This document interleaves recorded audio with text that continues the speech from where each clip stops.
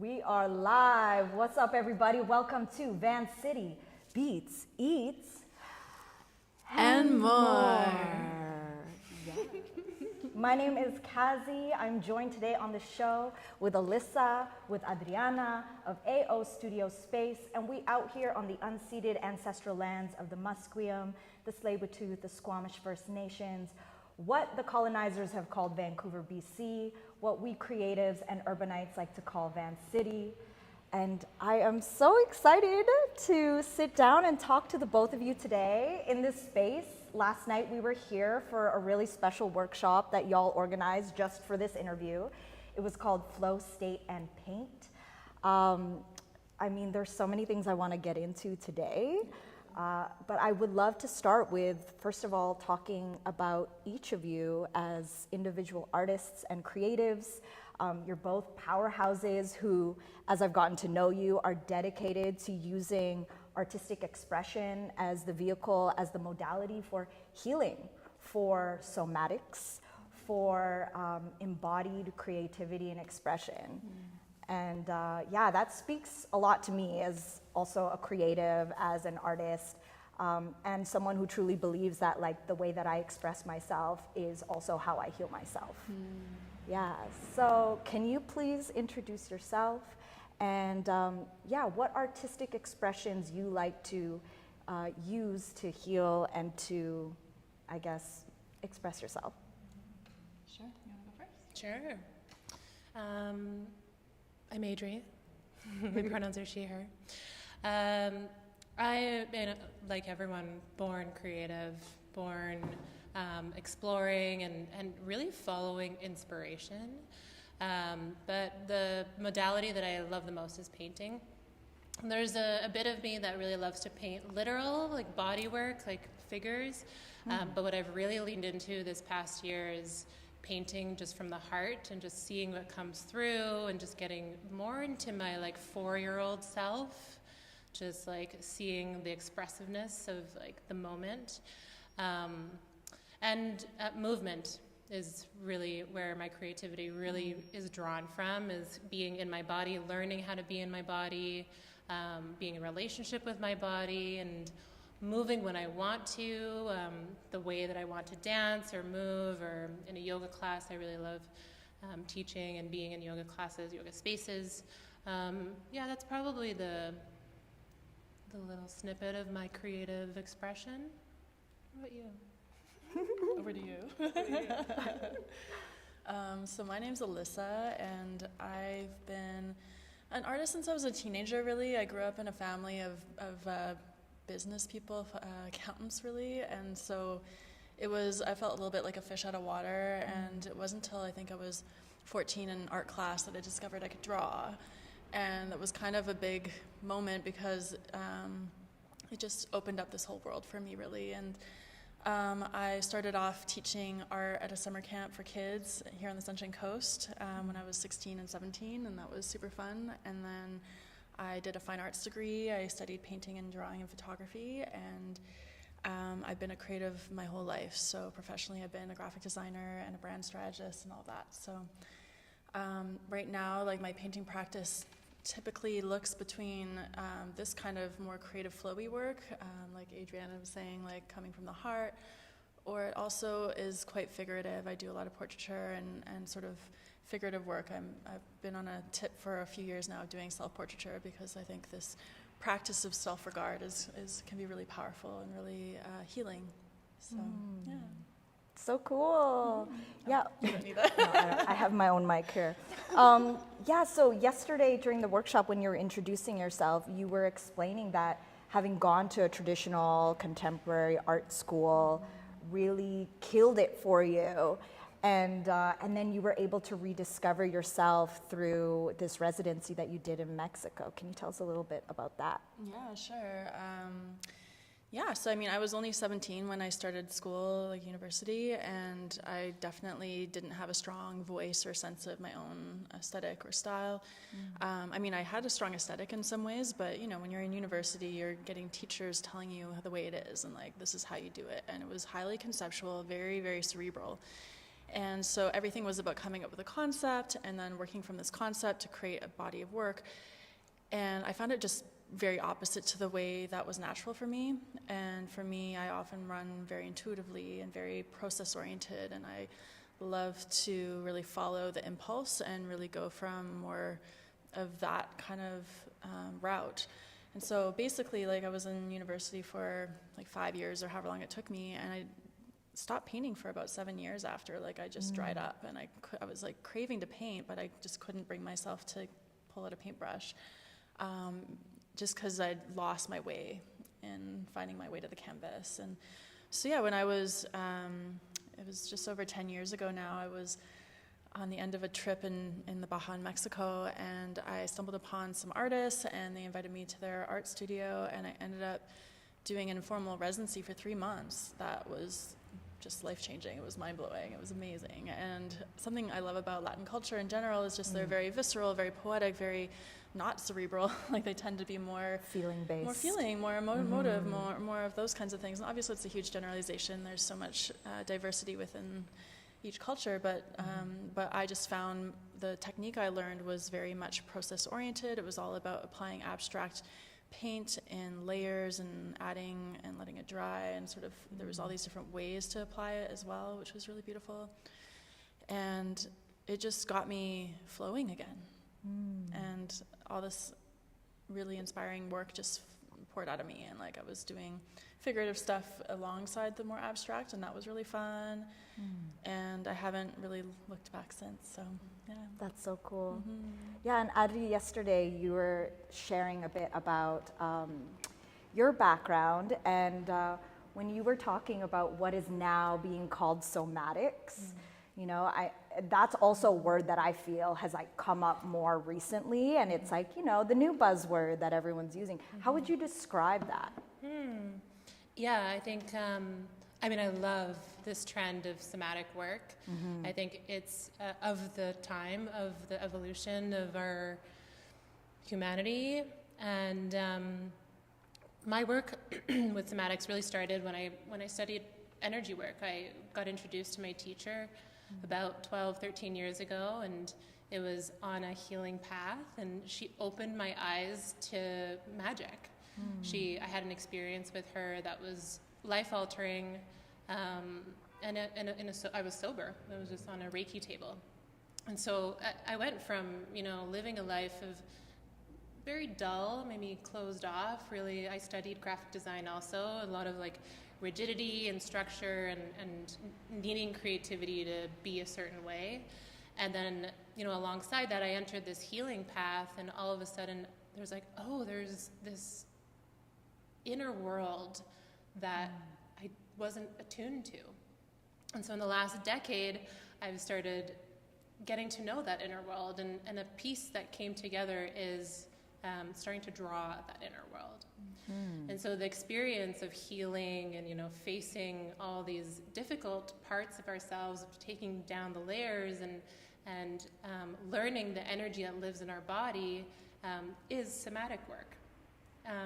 And it's energetic. And I think the somatic work makes it feel really serious, you know, because it is serious. It's trauma work. But when we look at it from energetics and energy healing, that's where the intuition lives. That's where the magic lives. That's where the manifestation, you know, all these like words that are ethereal, but they're real because we embody that within ourselves. Yeah. So then how did that lead to you opening up AO Studio Space? And what does AO stand for? Oh. We didn't get to talk about that last time in our little pre-meeting. Well, I'll speak to the name first. Yeah. I didn't know what to call the space, and I was like, I just need something simple, so it's my niece's first names. Aww. Amaya and Ophelia, so it's AO. Yeah, and the reason why I opened the space is really by living, you know, gut forward. I had left a corporate career. I was in a creative director role at a social media agency that, you know, after COVID, you know, social media was just like going so fast.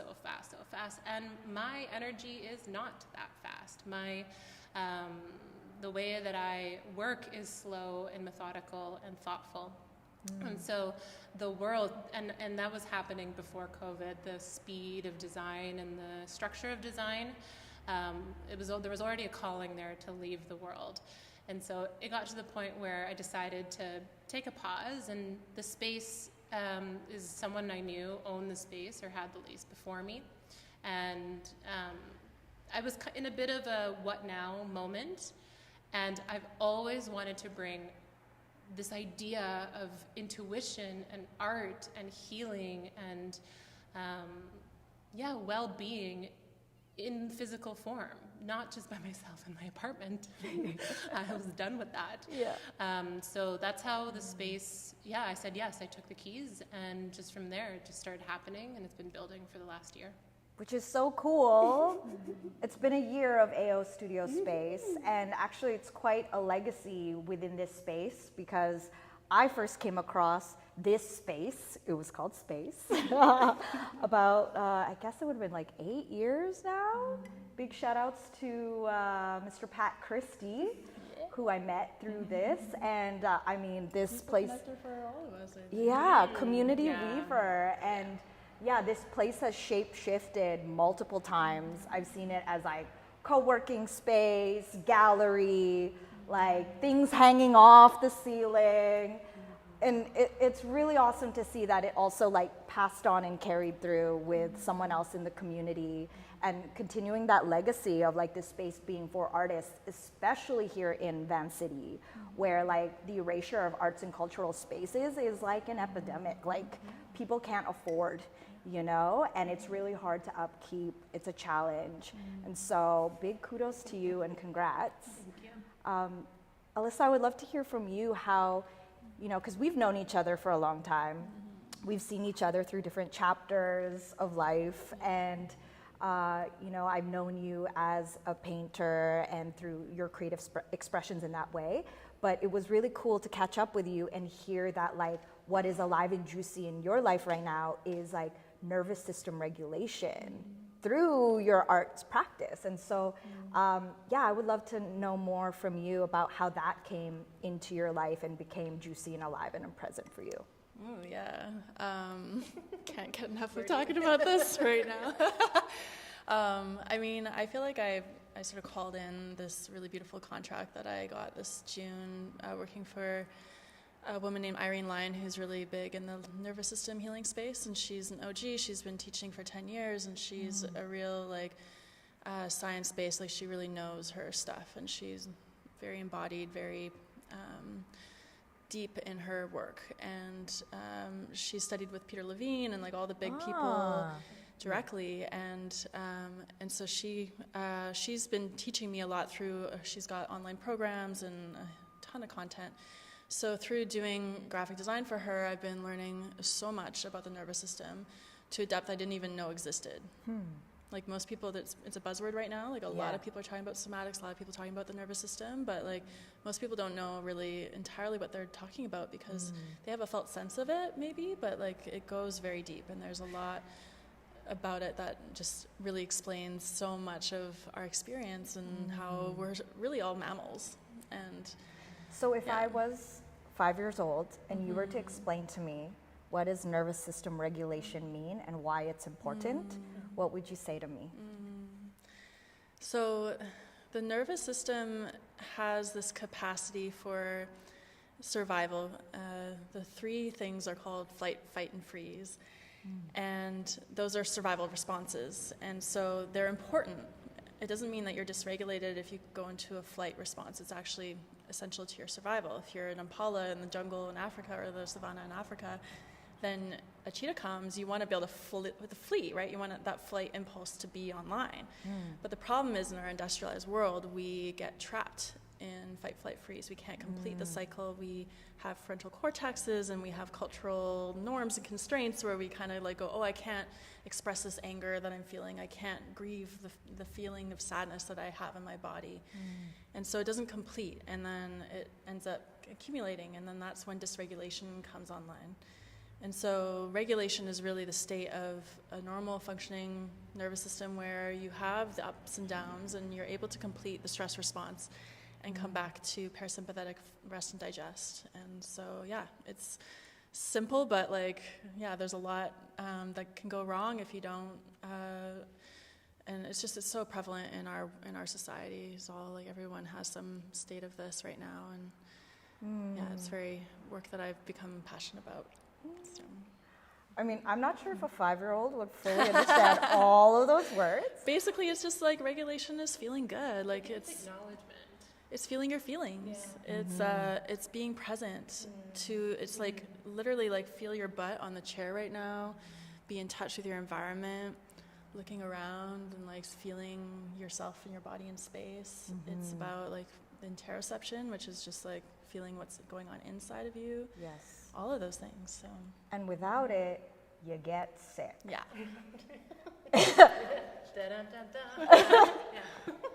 Exactly. Yeah, exactly. That's so cool. I didn't know that about who you were working with, and that you were able to learn all of this, and that makes a lot of sense, and that's really cool. Well, and I'll just add to that, because when I met Adri, I didn't really know much about the nervous system at all, and Adriana studied it for how long? In increments for 10 years. Yeah. Yeah. Yeah. So it felt really like I was learning from Adri at first, and like understanding, like you were leading guided meditations at the beginning of the Flow State and Paint workshop where we would orient, and I didn't know what that was until I learned from Irene. It was just cool to like kind of get a bit of a flavor from that from you first, and then I've been just doing my own journey really this last few months. So. Speaking of the Flow State and Paint, could you tell us about the workshop that y'all led to getting to know each individual, but the way that y'all prefaced it with like the look in your eyes of awe of like, oh my gosh, I can't believe we got you all in the same room. That was cool in and of itself. I was like, interesting, intentional community vibes, let's go. I'm here for it. Yeah, there were 2 long tables set up. You're gonna see the B-roll of it later, eventually, or you could see it on our stories on Instagram right now. And essentially we started off with these pieces of paper and writing down what was our intention. I didn't want to admit mine at the time because it was so silly, but the first word that popped into my head was pizza. and it was just like, because and then I wrote silly, and then I wrote play, because that's where I was. But like, I don't know why, it's not that I ate pizza afterwards or I was having a craving, but like, just the visual of pizza was in my mind. And then you started to explain something called congruence, which was my first time hearing about it. And I would love to hear it from your words. Sure. Yeah. So I guess alongside like doing the painting residency in the Baja, for the last 7 years, I've been in a relational leadership program that like I learned really deeply like 4 skills and essential to relating, and from a place of independence and from a place of like healthy communication and all of that. And one of the skills I learned was called congruence. And it's essentially, it's a skill that you choose when you want to manifest your will. And it's to describe that, it's like basically the seat of your power, the seat of your decision making. It gets you out of your head and the storytelling that often happens, and it's a powerful tool or skill to pull out when you're feeling a bit ungrounded or unclear about where you stand in something. If you're confronted by someone else coming at you with a lot of emotion or judgment or whatever else going on, it's like a place to locate yourself, but it's also a place to make a new decision. So how it goes is like an I plus a present tense verb. So right now it could be like I talk, I sit, I excite, I breathe. It could be more emotive, and it's sometimes a translation process. So instead of I am angry, which can be a bit externally oriented, it's I anger, because it's a choice that you're making, even if it's a subconscious or automatic one. And so the power of it is then I can go, now what? I might be at I anger, or I avoid, or I love, whatever that congruence is, and then I can choose what my next decision is going to be. And so what I love about bringing this to art is that it helps you get out of the judging mind. I've struggled with perfectionism for pretty much as long as I can remember. My parents, shout out, know very well that like I've always been kind of that child, you know, and still as an adult I struggle. And so having this tool has been huge for me to really break through the blocks of my own creative process and to be able to go, okay, it's a decision-making process. If you're confronted with a canvas, you've got so many decisions that you're making in any given moment. And how do you do that not from a place of being in your head, but like from more of an embodied flow kind of place? And so I started integrating that work into my mark making and creating congruent marks. And so I express, I love, I rage, like whatever, what does that look like on the canvas? And that felt really freeing, because then suddenly it was like, okay, I can just express what's inside of me and see what shows up, and then step back and look. And I can have regard for that. And even if I judge, or like, ew, or like, I don't like the color, or whatever, I can still ask that question, now what? And I can find my way back to my congruence. And even if my congruence is I judge, I can go like, well, what does that want to be next? Or what does that look like? Maybe I want to express that. So it just gives me a place to come back to when I get stuck in my head, or stuck in the creative process in general. So I've been bringing that to the workshops, and it's been so much fun. And yeah, that was part. So then that was part of the exercise, was then we just started to free write what our congruence was in that moment. For me, it was things like I go lightly, I delight, I intentionalize, which was very true to me in that moment. And then what I liked about this was things happen in stages. So we were writing, and then it was like we got a little piece of printer paper, and then we started to explore that with paint and with colors and with tools, from like little cards to, I mean, I don't know what you call these tools. Let's thingamabobs, shout outs to Ariel from Little Mermaid. Thingamabobs. And paintbrushes, blah, blah, blah. And yeah, exactly what you're saying, like making the mark of whatever was our congruence. One of my favorite tools is literally a cake icing tool. And I buy, plaster palette knives from hardware stores. I get all kinds of fun things because it's just fun. It's like fun to get. You don't always have to use a paintbrush. You can find lots, even bubble wrap, or like, Adri has this really cool tool that's got little teeth on it, so it like creates. I played with that. Oh, it's so sure. fun! Yeah. But yeah, for me personally, and what I thought about the workshop and just the way things were lined up in stages to get us to that essentially state of flow, was so freeing. Because I usually choose to express myself through dance, music, but it's rare with me in visual art, I think when I was younger, I was really into like I guess copying things and seeing things exactly as they are and trying to imitate exactly what I'm seeing. And then there's just so much judgment there, because if it doesn't look like the thing, you didn't do it right, But to be in a space where, I just kept returning to my congruence, which was, one of them was also like, I don't really give too much of a hoo-ha, right? And every time I started to experience the judgment, which is also like my own meditation practice, right? It's like you observe the thoughts and you see them and you just acknowledge them and let them go. It was the same thing in this process where I'm like, oh man, like why did it make that? That didn't look good. That didn't look the way that I want. And then just moved on, It's super confronting. Yeah, that's the beauty of the practice, is it's thoughtful, it gets you in the moment, and you can't escape being authentic because you're making a mark. And so it becomes this confronting, like, oh, I'm right here. Oh, I don't like it. Oh, what now? And there's this practice of acceptance and play and tapping back into your intuition, and which was really, really, really like necessary for adults, I feel, because we don't get that opportunity enough. And shout outs to everybody who messaged me on my Instagram after posting that, because so many people were like, I want to do that. I want to try that. Like, I haven't been able to do like an art class or anything like this in a long time. And and I think like there's a lot of painting shops out there that kind of like paint picture or paint something that you see and everybody's copying the teacher, and there's nothing wrong with that. It can be super fun, but like it doesn't really let you express. It's not really an outlet for your own creative expression, for your own voice to come through.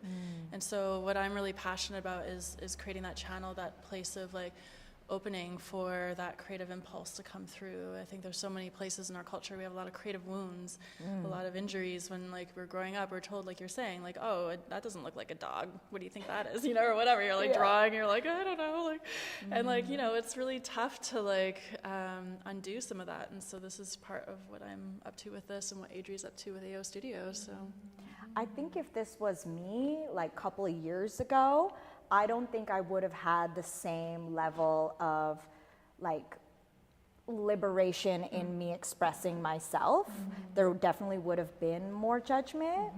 And what I also found fascinating was looking at everyone else around me and taking a peek at how the processes we were all just intuitively finding. Like I was doing things I had never done before based on like seeing what person next to me was doing a swipe. And I was like, what if I did the swipe with this teeth tool? Or, you know, homegirl had two-handed paintbrush situation going on. And I was like, okay, this is cool. You know, people's faces, like they were so into it. There's so much room for that like individual expression, for that, like people are getting so experimental, and I love that. I mean, we have some of the pieces behind us here. This one's yours, Kazi, the black and white one. And, we've got a larger 3 canvas thing that we do as well, a class that's like 3 classes in large canvas, and that's super fun. So I think we're stuck in a world where it's like we're in our phones, we have to show up a certain way, we have to like, you know, fulfill the thing. And the beauty of the class is you can just let all of that go. And you don't realize how tight we are to try to figure life out until you create a space where it's like, we'll just do something. And then you're like, wait, what am I doing? So it's confronting, but then it starts to like move that muscle, and you start to like Alyssa said, you start to channel that creativity, and then you start to feel more in flow. And that's like what's so inspiring about the workshop. You get to play. It's like, and discover. What have you seen as the impact of that offering to your community, and, you know, maybe the after effects on them? That I think I get a lot of really good feedback. A lot of people come, it's like, oh, I have creative wounds. You know, when I was a kid, I was always told drawing or painting is right or wrong, so I haven't drawn since I was, you know, in elementary school or whatever. So I think it creates a sense of, it excites that part of people. And so people leave excited to come back and to explore it. And I think it connects someone. It's hard to use the words because it's a feeling, right? It's hard to really describe it, but the space has really provided a place just to find self-discovery. And I think I get a lot of good feedback around, like, I feel like I can be myself here. You know, that's always like, that's it. Yeah. You know, you can Well, be something yourself. you said yesterday that I thought was really moving was that this is a way to be in touch with life. And this is a way to be in touch with magic. Totally. Yeah. And I think that sense of awe, you know, that you get from like a sunset, or when you travel, or you're coming down from the plane, or like, you know, the view of nature is something that we forget. And when we get to do it in community, which what we did, I mentioned it last night, when we get to do it in community, you start to feel this energetic like string of like, oh, we're building something fun. And I think I think that's like the goal, is to have fun in life and be in relationship to the now. Yes. Can you talk about the other offerings that you have at AO Studio Space that you're starting to host here? Or have hosted already? We've hosted quite a few practitioners here. I have a regular sound artist that is here. Shout outs to Leslie in the back. Leslie, magical human. The beauty of Leslie is that she can hold a space that you can show up just as you are. And, you know, instrument and sound takes you in a different level. And so that's more of a down, like chill vibe that happens in the space. And it's really cool because of the way the ceilings really carry the sound in a really cool way. I teach a different type of painting class that's inspired by Alyssa's class, and also something that has been trying to come out of me for a while, where I do that two-handed movement. We do bilateral movement. Oh. Yeah, and it's all about finding your center. So the energetic center. So we start on the table and then we move it to the wall. So I put big pieces of paper on the wall, and it's the intention there is to mirror your energy and to see what's alive in the moment. And then you have this energetic portrait that then, again, it's confronting, but it's there. And because it's big, you get to really somatically get into your armpits and like, you know, and like bend down and get into your like legs and like, or push on the wall, or like really express things in a bit more of like a lighter, hard way. And I bring other materials into that too, so you can play with textures. And then we've had collaborations. I've had movement teachers come, and I'll paint portraits of everyone while they're moving in the space. I've had an incredible throat chakra teacher. His name is Gurnameet Singh, who developed a throat chakra Kriya class. Cool. Yeah, and it was all around unlocking your throat chakra. He comes from a lineage of kirtan singers. He's an incredible human, and yeah, so it's a place to really that has been developing spirituality and creativity and embodiment in different ways, but always the anchor has been to like find yourself, and where do you find that creativity? Like, where is that deep or light or whatever level of spirituality or self-reflection, and then finding it through different practices. Wow, that's awesome. And also life drawing, I saw on the website. Yeah, we have regular life drawing with Draw Around Vancouver with Gabby and Terrence, who are, they just, you know, with life drawing, it can be really intimidating, you know, it's figure drawing. It feels That's like with a live model? Yeah, so it's a live model, and people will get, you know, it's like, oh, it's like an artist thing. But the way that Gabby and, not that artists are intimidating, but anyway, Gabby and Terrence just bring this like really cool, fun, creative vibe. They've taped flowers on the models before, or they've done like body painting, or they changed the set, and that's the beauty of the space. You can kind of like morph it into whoever's here, and the teachers within themselves are the creatives, and then you get to explore that in the class. Yeah. That's dope. So fun. What else do you want to welcome into the space, or what do you dream of? Yeah, Alyssa and I were just talking about this. I think I think expressive mark making is a way of the future. I think embodiment practices and exploring your inner world, your stages of evolution, is in creativity, is in bringing this channel of life into form, you know, manifesting something that is like a feeling into form. I think it's a way that we can come back to ourselves and get offline, you know, like remember who we were when we were kids without phones. Like that generation, you know, not to age myself, but, you know, we're the last generation that didn't grow up with phones and like Smartphones specifically. Yeah. We're not, you know, I think about like the way that they're going to remember their lives, because every single moment is in a picture. We didn't have that. We just had art. We just had play. So I think leaving that legacy behind is the bigger picture in the studio, is really bringing forward, merging a safe space, as safe as we can create it. No space is ultimately safe, but as safe as we can create a space for you to explore vulnerability, expression, in a non-therapeutic way, in a group play that's invitational and fun, so that you can evolve and address those inner parts of you that are, you know, life is hard. There's some stuff going on in the world, and we have to move it through the body. Just back to what Alyssa was saying, you know, we can't neglect or bypass feelings. That's how you get sick. Yeah. So art is a way to be like, oh yeah, that's there, it's still there. Okay, well, I made a pretty picture, or maybe an ugly picture or whatever, but at least you got it out of the body.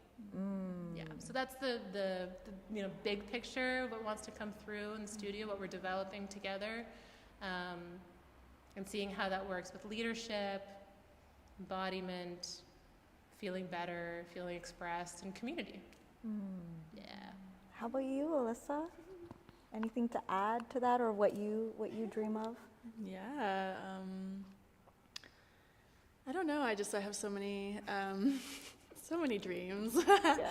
Yeah, I was just at the Polygon Gallery last night for a beautiful Day of the Dead celebration. Shout out to Jimena, the Posmo baby, who's been on the show before. It was incredible, and I'm like, can we do stuff like that here? Like, hello. Just like having events, having things that are outside the narrative, the usual thing that you usually see.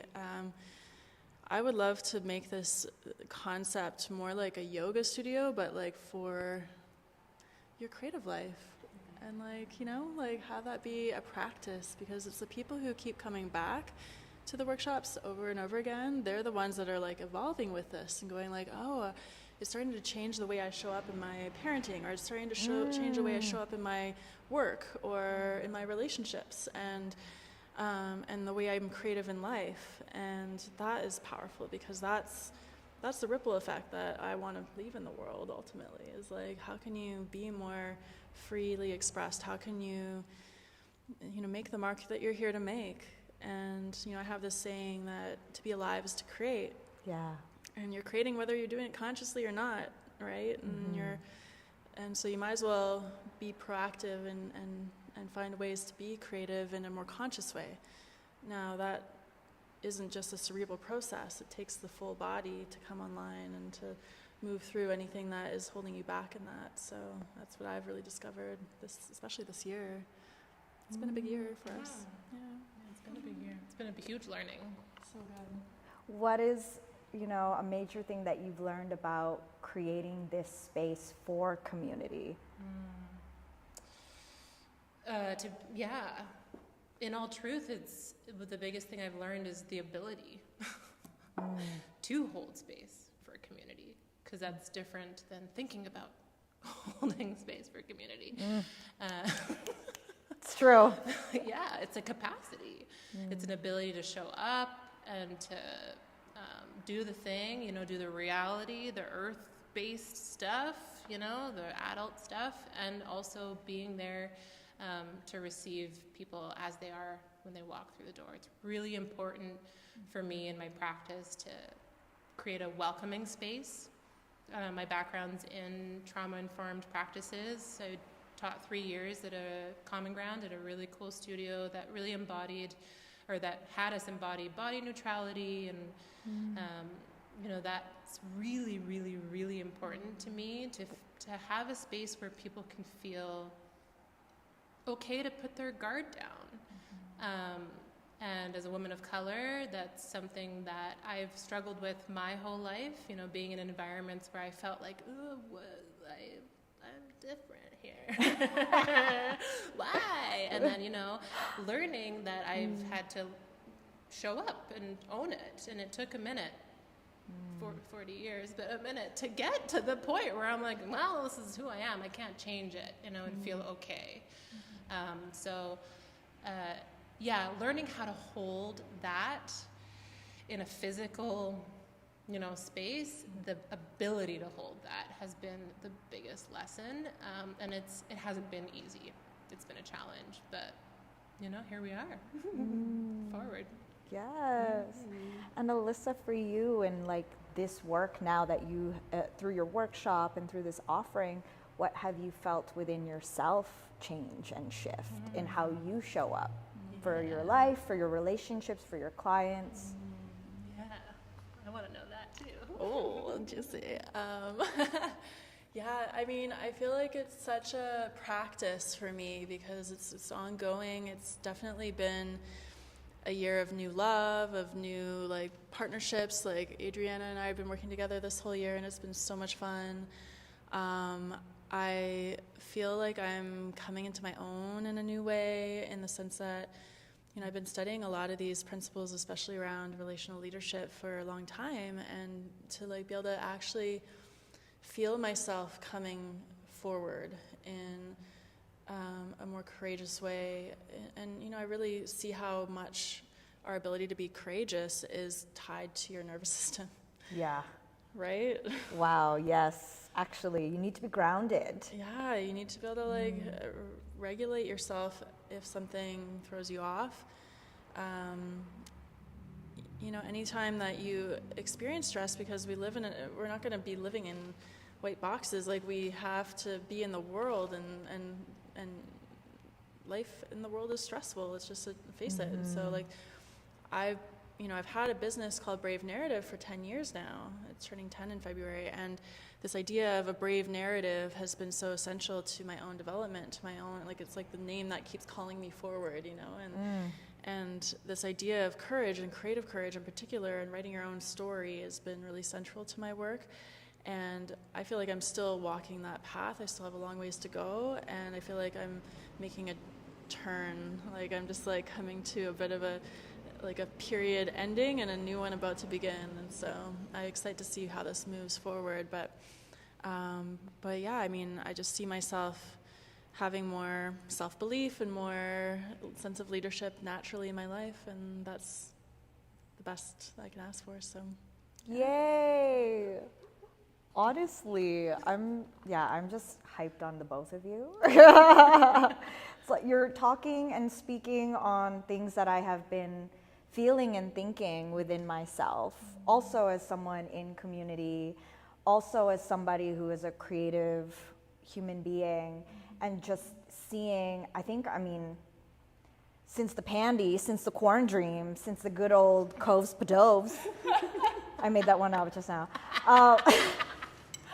It's like everybody's nervous systems are shot.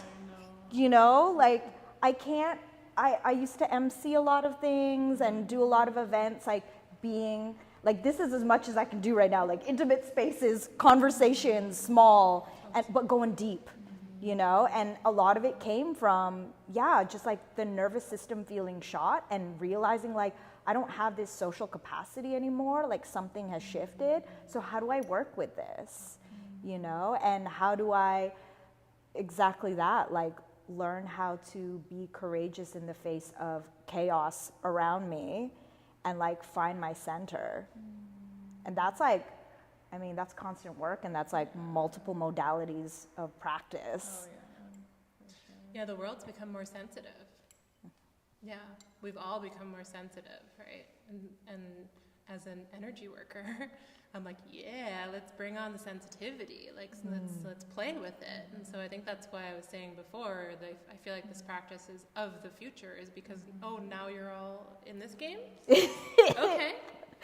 You're like, I've been trying to get you all on it for so long. Welcome. Yeah. Yeah, it's the regular world isn't set up for it, but we're all kind of in that sensitive frequency now. And so there's a lot of curiosity, and there's a lot to discover about ourselves when we start to attune to our inner world. So I feel like there's a becoming happening, just like what Alyssa was saying. We're all kind of like, wait a second, I'm different now, so what now?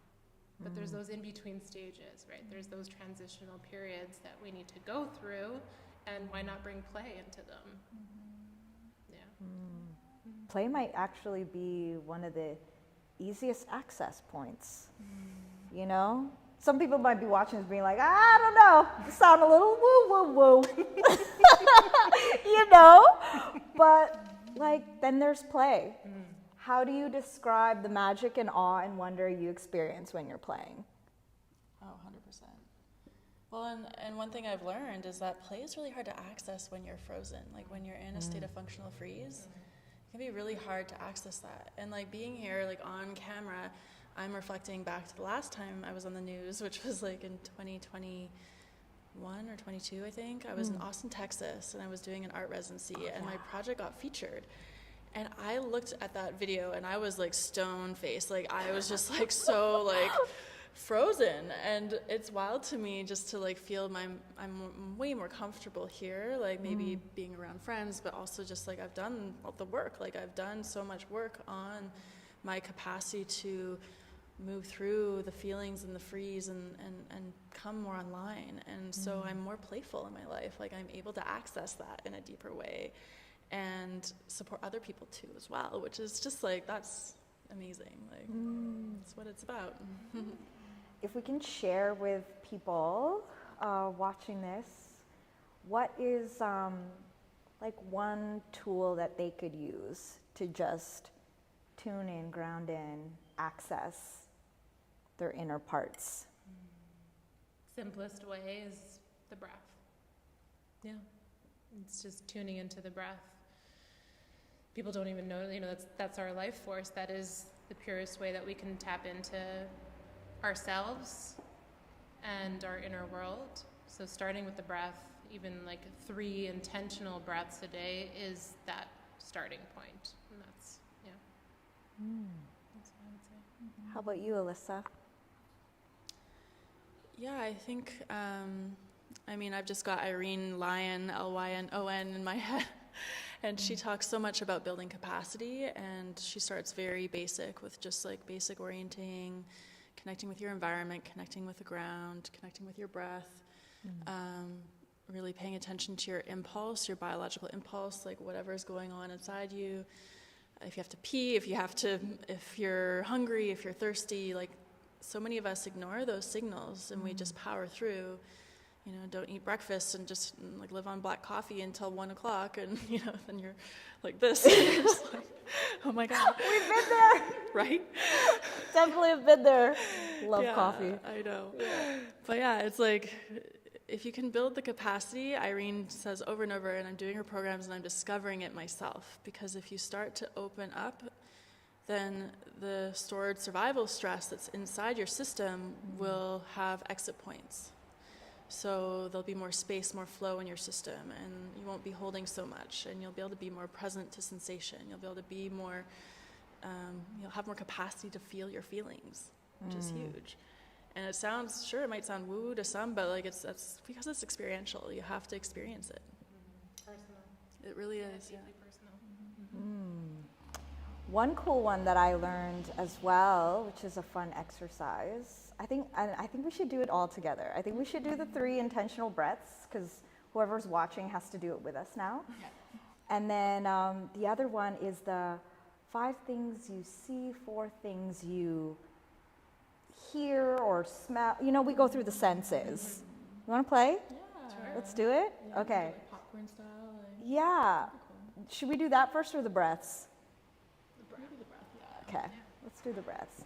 Can you lead us? You want me to lead you? Oh yeah, you've got the voice, man. Yesterday during the workshop, I was like, oh, we know you've been doing this for a while. I'm into it. I just like. Okay. Okay. So the invitation is just to notice. Taking a minute here, just to arrive in this moment together, live, in your body.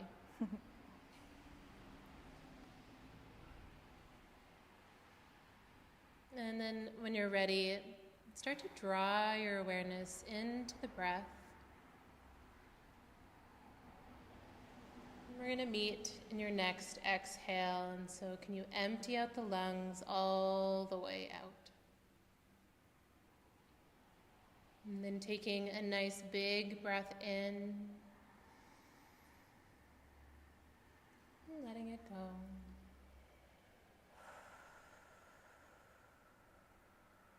Taking another breath in, imagining it rise all the way up into the collarbones, and letting it go.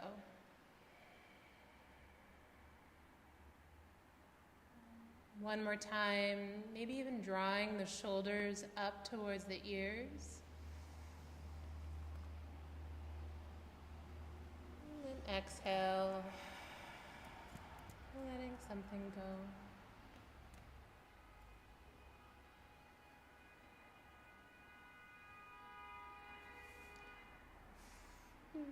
someone honking outside. Yeah, taking a minute. So now we can start to orient, and you can even notice the difference of how you feel in the body just from a few minutes ago. And if we want to start orienting, if your eyes are closed, you can start to flicker them open and take a look around. Maybe start one side and see if you can name 5 things around you, above you. I see a blue IKEA bag. I see a purple paint. Ting, ting, ting. I see a green water bottle. I see a viney plant. I see some cool overalls. I see some really scuffed up gray concrete floors that I've seen a lot of love over the years. And then 5 things you hear, or 4 things you hear. The cars driving outside on Clark Drive. The rain. Kazi and Adri's voice. Cell phone ringer that sounds like my phone, but I thought I silenced it. Even the echo of the room. 3 things that we taste. Rose tea, what is it? Tulsi rose tea. I can taste that dumpling that I ate earlier. Oh yeah. Shout outs to Cam Y, dim sum in Chinatown. Oh, yeah. Yeah. I can taste my lip gloss. Poppin'. It's popping. Oh, that's good. Yeah, that one's hard. So 2 things that you smell. I got nothing.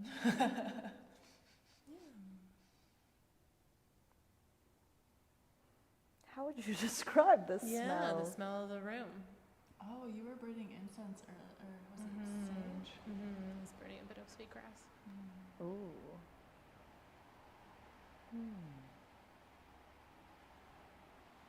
Rain, smell of rain, slight smell of rain.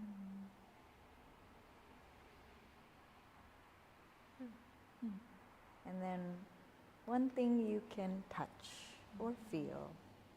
This furry thing that you're sitting on. Oh, It's yeah. Very nice. My denim fringe. Yeah, I can feel my sweaty palms. You're like, oh, I'm aware of them. Super nervous, but I guess I am a little nervous. Yeah. That happens to me when it's like cold outside and then the heat turns on and then, you know, you got to do something that you're not used to doing all the time. Kazi, why didn't we silence your phone here? Yeah, it's great to do that practice. It remembers that you have a body in a room. Yeah, especially like these days we're so much on our phones, and you know, I was in the C bus this morning and everybody was like little zombies, myself included. You're just like walking around like this. And I'm just like, oh yeah, like I forget that I'm like in a physical space and like connected to my body and connected to the earth and present and in the flow and in the moment. And like if I can connect with that, then so much opens up. You know what I thought would have been cool, and this thought just came into my head, is that yesterday after, because like, I mean, people were on the spectrum of where their congruence was in that moment, you know? Some people were moving through grief or frustration or anger or sadness, also happiness and silliness and play and blah, blah, blah. It would have been cool to also see how maybe our congruence would have changed after. Have you ever tried that? No, I love that idea. That's a good idea. Right? Like to close, like to see if that shifted after you made your mark, swipe the thing, splash the paint. Yeah, Yeah, because your energy shifts, right? After the practice. I think that's something that you kind of take home with you. Yeah, well, we did have a few people say that like they came in one state of mind and left in a more light, happy, joyful place. So, you know, it's a common thing we get. People who come in stressed from work and they'll leave like, oh, thank God, I feel so much better. And, you know, that's like such a beautiful testament to the power of creativity and expression and play. So, yeah. So we've got about 5 minutes left on this interview, and honestly, like, so much of what we've talked about is just very juicy, very just like, I also energetically feel shifted from not just the conversation, but the exercise.